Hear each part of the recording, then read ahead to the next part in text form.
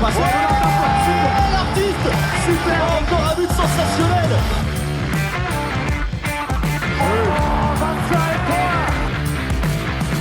That's a brilliant bit of follow-up play by Mahe. Oh my goodness me, what a shot. Sagosen setter det hen! Han setter den! De i semifinale igjen! Hello and welcome to the Uninformed Handball Hour. We are talking women's handball. Today it's Alex Kulesh joined by Chris O'Reilly, and we're on the eve of the playoff round of the Women's EHF Champions League, which is a great stage to get involved. Many people, do watch the women's game. You followed along. You may have watched the Euros, but just as the playoffs are starting in the Champions League, things get really interesting, and the Final Four is always a real spectacle. So we'll try to build the hype for that by talking about it and bringing on a special guest, Adrian Costeiu, to talk through the games. Chris, how are you? I'm good, yeah, and it'll be fun to speak to Adrian, particularly about the Bucharest derby. We all know how keen Adrian is on covering Romanian handball, and Chesima versus Rapid is one of the standout games. And I agree, this stage of the Women's Champions League is always a lot of fun. Potentially even more fun than the men's competition, because there is like an added little bit of chaos that goes in. The home and away advantage doesn't seem to always matter quite as much for these teams. There's almost always some kind of surprise along the way. Last season, it was Bietigheim who had fought their way from a low seed all the way towards the Final Four and towards the final. The season before that, it was FTC with their miracle comeback away at Metz in the quarterfinals to get to the Final Four and then the final. And Vipers as well were a low seed when they won the title for the first time. So there's definitely a route to glory here for a lot of those teams. And the big dogs of Metz, Dürr, FTC and Esbjerg are all safely tucked away in the quarterfinals. And we do touch on those a little bit with Adrian, but the focus is on the 8 teams that will be battling to join them in the quarterfinals. Those top 4 teams, of course, regular faces in the quarterfinal stage. Out of, we have FTC qualifying automatically and having an extremely impressive season. They're no longer the also runs in Hungary or in the Champions League. They're real favourites, and they beat Dürr in the Hungarian Cup final just at the start of February. After penalties, of course, a great rivalry, but I think they can go far. As always, it's an exciting squad. Otherwise, Henny Reistad just having one of the greatest seasons we've ever seen in handball. So if you do get a chance to watch Esbjerg, definitely do. She has 122 goals in just 14 games. It's crazy what she's doing. Yeah, and kind of needing to step up with some absences in the Esbjerg squad as well, which does make things a little bit more interesting as well as we head into the quarterfinals. In terms of them and FTC, as good as they are, they're not completely infallible, and you could probably maybe put Metz in that category as well. But Dürr and Metz have been as close to perfect as possible. I mean, Metz haven't lost a game in the competition so far this season, 13 wins and 1 draw. Dürr did lose 1 game, but comfortably won the tough Group B, ahead of Esbjerg, Odense, Brest and Ludwigsburg. So it's shaping up really nicely. Of course, there's no guarantees who's going to make it through. The big kind of news that might have been surrounding this, but I think a lot of people have already kind of moved past it quickly, is the fact that Vipers are not there. We have covered Vipers a lot on the podcast over the last year with their financial troubles. withdrawn from the league, gone into bankruptcy, no longer existing as an elite club, which is a real pity. And it's really not what you want to see. Something that has happened a few times in women's handball now over the years.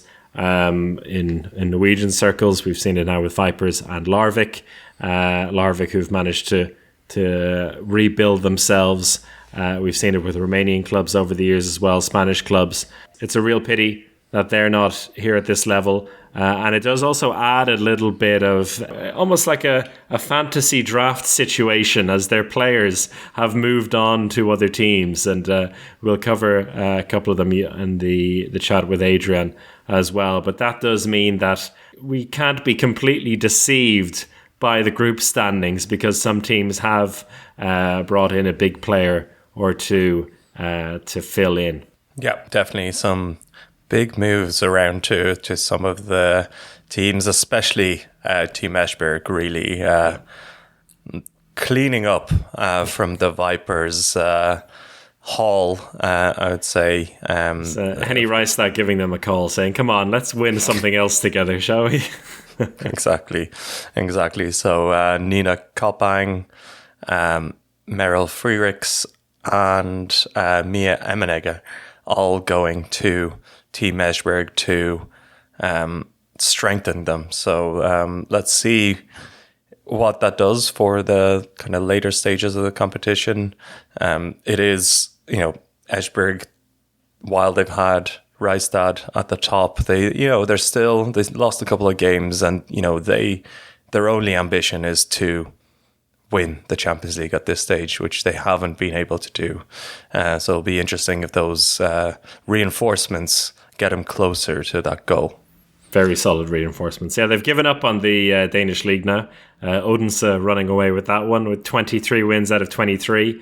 And, kind of just, bringing into focus what I said at the top of the show about like the, in games like this between teams at this level, like home advantage, for example, not necessarily counting for much. Back towards the end of the group phase, the Esbjerg and Odense met in the Danish league midweek in Esbjerg, and Odense won by 9 goals.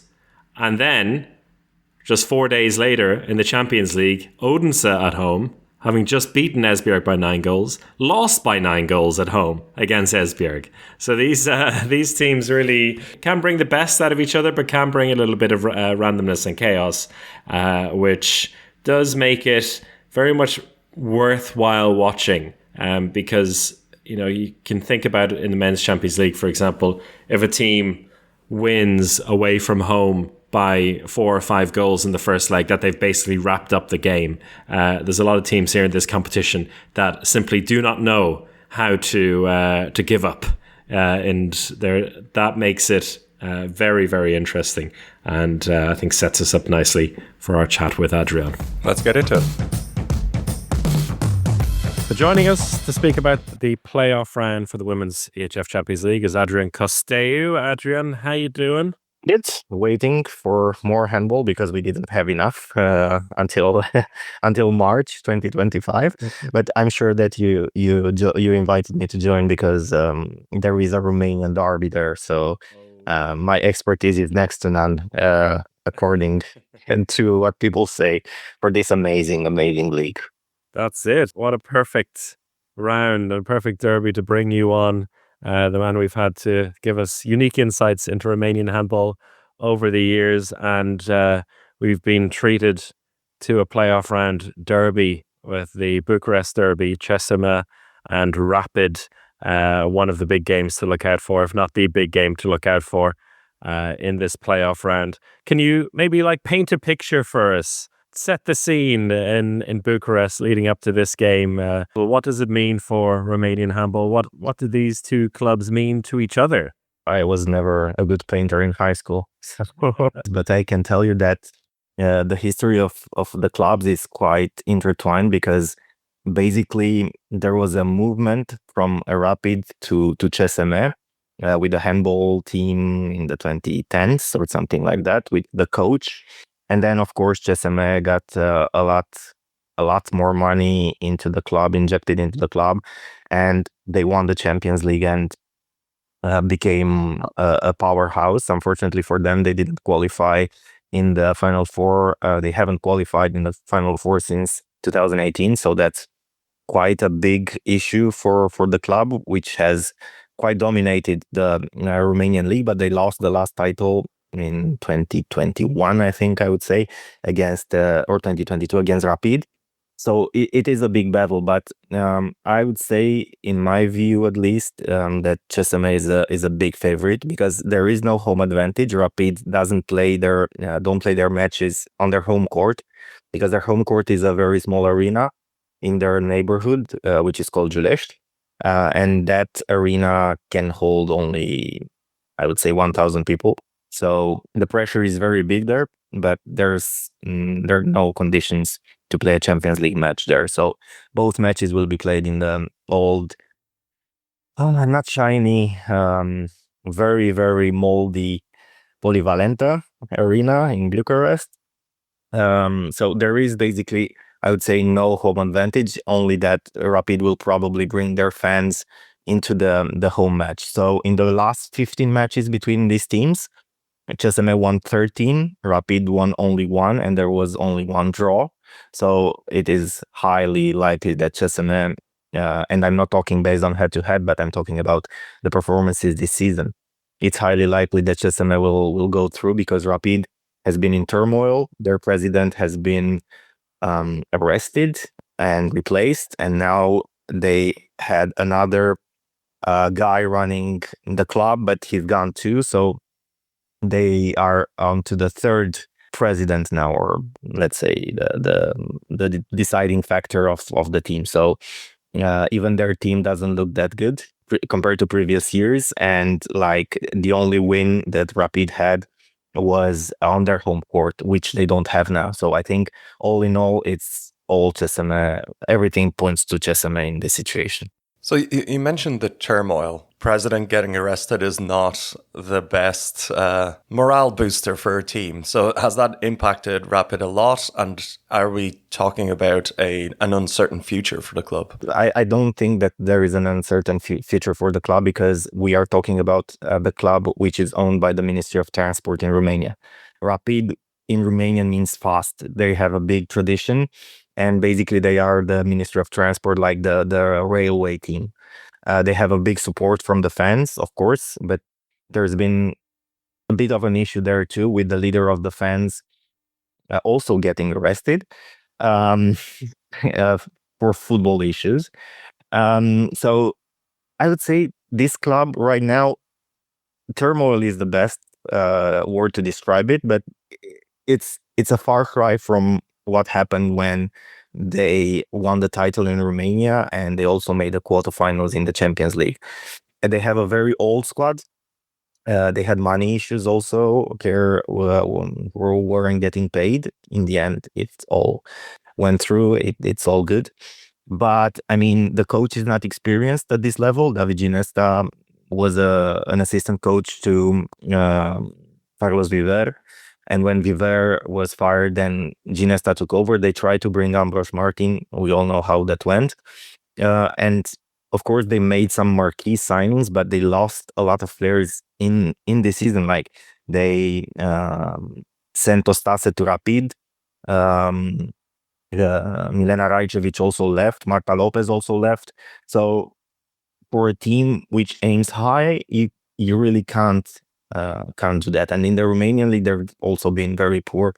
They've been erratic in away matches.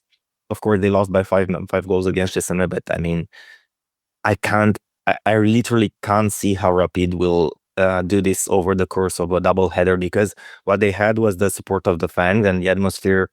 Well, it was pretty impressive for women's handball. But in general, now even the fans are not like very tied to the team. It's been a bit of a disconnect since that president was arrested. So the ambitions have somewhat dwindled. If you look at their transfer list for the next season, it's also pretty poor. This doesn't scream like Champions League contender or even Romanian league contender. But I mean, in the general way of things, I think that Rapid has done a step back in the last years. And it's also worth considering that if it weren't for the bankruptcy of Vipers, that Rapid wouldn't be in this stage as well. Even with 5 matches playing their 5 games, their games at the end, Rapid didn't manage to overhaul them on points to get into that 6th place. And facing a Chessame side that are in good form, at least when it comes to the games I saw of them in the group phase. They've won their last 5, so one of the hot teams in terms of form. And looking like if it wasn't for the fact that the winner will face Esbjerg, could be a real contender for the Final Four. And I saw a comment on Instagram about how this is a toxic relationship between Chessame and Esbjerg when it comes to... It's not toxic. It's not toxic for Esbjerg. It's toxic. Exactly, yeah, for Romanian fans anyway. Even without looking ahead so much to the quarterfinals, what have you made of this Chessame Bucharest team this season?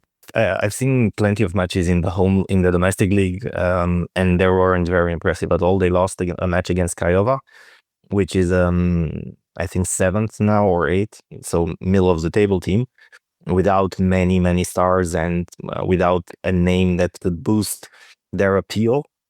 And they also struggled a lot against Vâlcea. That was in the first part of the season, but they didn't look like world beaters. Actually, it's very hard to think what Chessame are doing, because if you look at their form in the past seasons, I mean, they really were great in the preliminary round in the group phase 2 years ago, and then struggled in the quarterfinals, and then you can't really understand what's going on with this team. So I mean, I wouldn't look so much into form, but I think with the due amount of time, the team is still looking to understand Hele Thompson, and it looks like it started to get there a bit, to be more to have more chemistry, to be more gelled. But all in all, it hasn't been a vintage season for Chessame, and it should have been expected, because after changing your coach for Adi Vasile, who was there for so many years, with a new coach and a totally new mentality, it's clear that there are going to be teething issues. But I mean, I think they should do more, and they need to do more against Esbjerg, especially as Esbjerg, I saw, brought more players, right, from Vipers. So they are stronger, and head-to-head tradition doesn't look good for Chessame. So, and it's also like, I don't want to be mean or anything, but with this being Nagu's last season, I think it was time to see a fresh face for the team, and a refresh, which will happen from the next season, because this project has seen so many near misses that I think it was a due start for a new season. But also, this could act like a motivating factor for Nagu. Like, this could be her last 2 matches in the Champions League, and she's the all-time top scorer, right? So, of course, like I said, Chessame is the favorite here, but then I think they are thinking about that, because they have the league wrapped up in Romania, so this is their only objective. Of course, Cristian Neagu retiring after an epic career at the end of this season. But it's funny to see you say that Chessame need a refresh, but it is, for the last couple of games, it's Pintea and Neagu at the top of the scoring lists, like we've seen for many years, and they're still incredible players. Neagu is still right up there, but it does feel like there's only so far they can go. How likely do you think that fairy tale story can happen, and they progress, and Neagu rides off into the sunset? I know I will get a lot of hate, but I invite you all to make a trip down memory lane, because the statistics are there on the EHF website, and just take the quarterfinals in which Chessame played and try to add up the goals and the shots. Christian will this on the podcast. Let me guess. What do you know that percentage? The percentage was, I think, 50% or something like that. Even 50. I was thinking it might even be below 50%. And this is not a criticism of Nagu, but in the end, we all know that you need a team to win, not only a player. And nobody was taking responsibility in those matches, which were crucial. So for GSMS prospects, I really hope that they have something. They have Omorelia, who is second now in the top scorers. But as the competition is getting into the business end, you could see a trend developing that more and more shots are taken by Nagu. So this could be a warning factor for GSMA, in my opinion, from what I've seen in the past years, because I've seen a lot. Well, yeah, we'll definitely go back onto that, assuming they get past this Bucharest derby. And from what you've said, I think it seems like they're major favourites there. Going to a couple of games that might be, or should hopefully be, a lot closer. One that really stands out for me, it's going to be the match of the week for the first round. I'll be covering that one between Podravka and Brest. Two sides that have kind of had very differing forms. Brest finishing in fourth place in a very tough Group B, but with some losses on the board. And Podravka, despite losing their last 4 games, lost all of them against very solid teams by 1 or 2 goals and looked quite dangerous to me. I think this one, at least in the first leg, has a little bit of a sense of being an upset for Brest. Podravka also welcoming back Anna Debelic on the line, joining from Vipers. Do you join me in that sense of there maybe being a bit of an upset? I think it has the potential to be an upset, but in a double header, I think it will be very difficult for Podravka to produce 120 minutes of good handball to match Brest. Of course, Brest didn't have the best form to end the group phase, and they literally became from one of the top teams and the challenger for the top 2 places in the group to a team that struggled a lot to finish even fourth. So I think there is a potential of an upset in Podravka, but I think eventually the experience of Brest, especially playing in a better league with more matches against tougher opponents, will be the decisive factor in the double header. And of course, the second leg being played in France is also a big advantage. Of course, never count Podravka out, because I've seen them against Jessamé. I think Jessamé were leading by 5 or 6 goals in the last 10 minutes.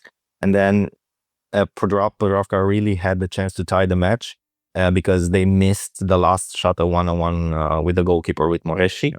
And they could have taken a point there. But overall, I think they've produced really good handball. I think they are, I think from judging from the expectations before the season, they are the biggest surprise of the season. They overperformed their initial expectations. So I think they shouldn't be counted out. Also, Brest has a coach which is in her first season as in the Champions League as the head coach, Rafael Tervel, and that could also mean something in the long term. Anna Vyakirova, of course, made the move before Vipers exploded. Very good move in hindsight now to Brest. How much have you seen of her, and how much has she impressed you in her role for Brest? I think all the players have a mindset. So her transfer was quite a surprise, because I think before the start of the season, she was thinking that she was going to stay in Vipers and challenge with Vipers for another Champions League trophy, or I don't know, Final Four appearance. But then she was basically sent to Brest. She didn't put such big numbers like in the previous season when she was the top goal scorer of the competition. But I mean, overall, I think she can be an X factor in this match, or for Brest in the Champions League, right? Because she was an MVP at the Olympic Games when she was very young. She took a stop in her career and then came back with a big hunger of handball. So I think if she's there and she's ready to perform, I think she could be the X factor and the deciding factor for Brest in this doubleheader. Another game which I think will be very fun to follow over the 2 legs is Krim versus Ludwigsburg. Ludwigsburg being the old Bietigheim, which reached the final last season and have had perfect preparation for coming up against a tough Slovenian side in their German top of the table clash. I'm not sure if you guys saw the end of that game against Thüringer HC when the Thüringer head coach Herbert Muller lost his shit and basically on the microphone in the arena said that they were playing against 9 players and a lot of abuse being thrown at Ludwigsburg. So perfect preparation. You know, he's a maths university teacher. Or he was a maths university teacher. He's a character, that's for sure. He's born in Romania too. He is born in Romania as well. And so, yeah, perfect preparation for Ludwigsburg to come through that test.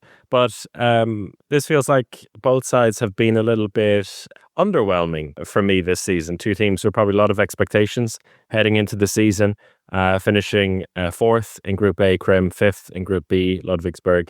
And, you know, the prize for coming through this is a quarterfinal against Djur.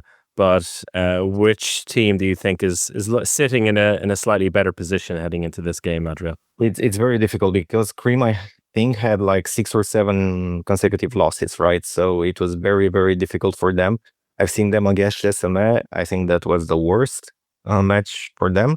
And it's also difficult for us to judge them because, or to see their level, because they also had a coaching change this season. And I think it's quite a big coaching change, the style of the two coaches, and also what Ambros Martin really brought to the team.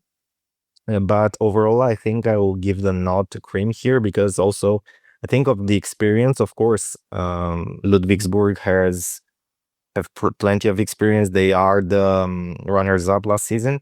On the other hand, and what I've seen this season, they were quite erratic in their form. They have this very strange up and downs. They start very well matches, like leading 9-1 or 8-2 or something like that, and then coming from behind to win matches. But I think this is also has something to do with the big changes in the team, and I'm not talking about the name at the start of the season, but they also changed a lot of their players. So overall, I think I would give the nod to Krim here, but I think on paper, I think it's the most balanced of the four doubleheaders. And Radicevic still playing for Krim. I'm just gonna highlight that every time. She's amazing. Maybe the last game of this playoff round, which has probably the best team to have landed in the playoffs round in Odense. They just missed out on the second spot in the group stage to their eternal rivals Esbjerg by 1 point. And then they come up against Storhamar, who are a very solid team. Like, I think if it wasn't Odense on the other side, Storhamar could put it up against anyone. But do you think Storhamar have a chance against Odense? I think it will be very difficult for them. They also met in the playoffs in the 2021-2022 season, and Odense didn't lose there. They drew a match, but I think it was already decided. The winner was already decided. The winner of the clash. I think Odense have way more experience than Storhamar. They also have a Norwegian coach, which is actually now the head coach of the Norwegian national team. So he knows very well the Norwegian league and his opponents here.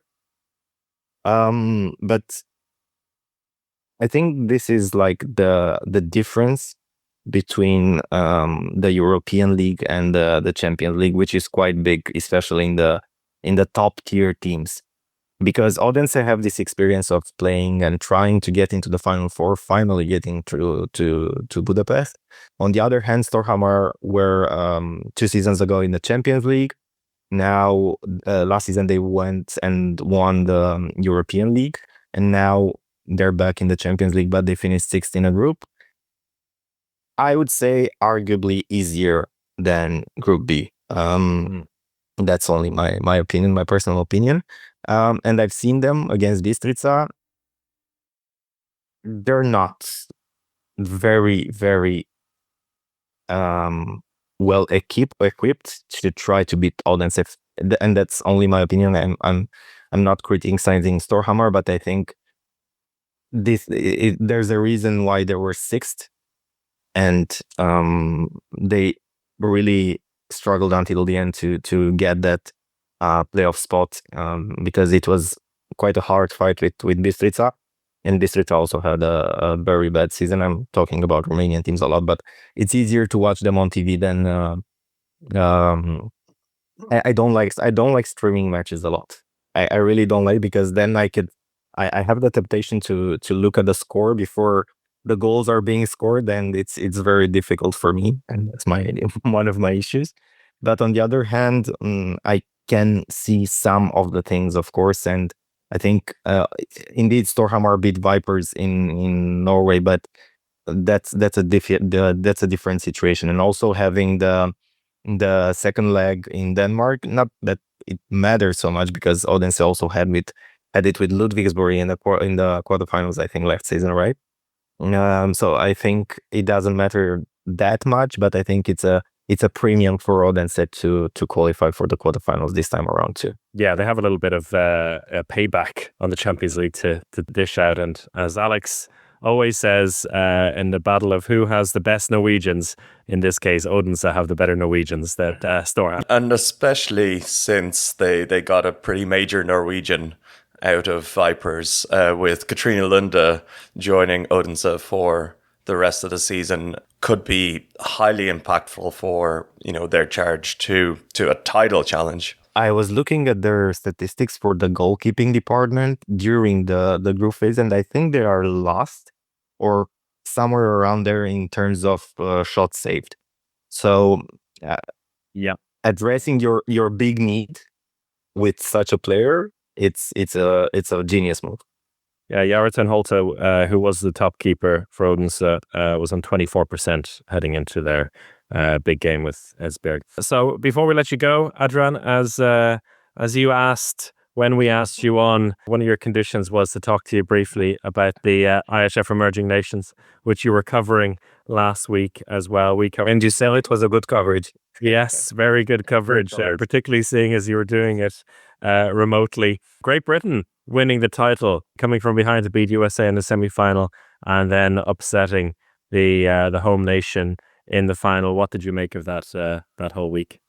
Well, did somebody think that they would win, because they lost by 13 goals, right, in the group phase against Bulgaria? So it was very interesting to see them, and I think it's very interesting to see that handball is developing in the UK, because I think they have some very good players for this tier of the competition. And I also talked with Francisco Pereira.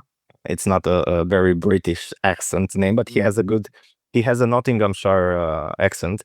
He was there, and he said that they are doing a very good job in trying to develop the sport. And of course, he was a bit at Füchse Berlin. He's playing in Germany in the third league. But I think this is the way that they should develop. We also saw Farouk Yusuf, who was very good. So I think trying to find players to lift the national teams and to be, I wouldn't say models, but a bit of a model, like look how the things are done. I think it's a very good thing, and I think in handball we need as many teams as possible. So of course the level was not world championship like. There were many turnovers, but in general I've seen some good stuff, especially on the basics of the game, which is very, very important for the development in the future. Yeah, and as we spoke about in the prior tournaments, we've had the likes of Kosovo, Faroe Islands, Georgia come through that competition, all now either qualifying or fighting for qualification at the Euros. So yeah, bright future ahead, hopefully, for those nations. Adrian, thank you so much for your time this Friday afternoon. Hope you enjoyed the games over the weekend. We'll talk to you again soon.